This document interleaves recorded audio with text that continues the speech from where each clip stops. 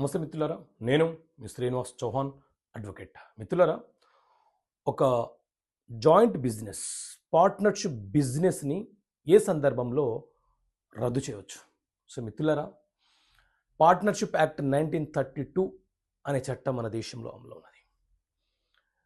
So ఈ చట్టం ప్రకారంగా భాగస్వామ్య వ్యాపారం అంటే ఇద్దరు లేదా అంతకంటే ఎక్కువ మంది నిర్వహించే ఏ వ్యాపార సంస్థనైనా భాగస్వామ్య వ్యాపార సంస్థ అని అంటారు.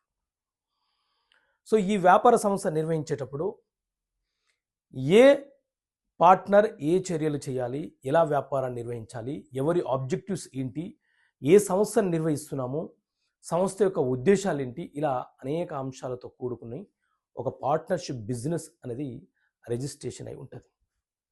సో ఈ 1932 చట్టంలోని సెక్షన్ 40 ప్రకారంగా ఏకపక్షాన ఎవరైనా ఒక పార్ట్నరు నేను ఈ సంస్థను రద్దు చేస్తాను అని అంటే చెల్లుబాటు కాదు.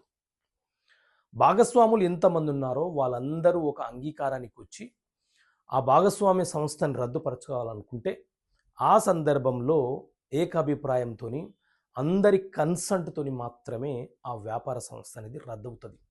లేదా వ్యాపార సంస్థలో ఉన్నటువంటి భాగస్వాములు ఎవరైతే ఉన్నారో వాళ్ళు దివాలా తీసిన సందర్భంలో ఆ వ్యాపార సంస్థ రద్దవుతుంది. అంతేకాని ఉమ్మడి వ్యాపార సంస్థలో ఏ ఒక్క భాగస్వామి, ఏ ఒక్క పార్ట్నరు తనకు నచ్చకున్నా, తనకు ఇష్టం లేదని నేను రద్దుపరుస్తున్నానంటే మాత్రము అది అసంభవం అని చెప్పి ఈ సెక్షన్ 40 క్లియర్గా చెప్తుంది.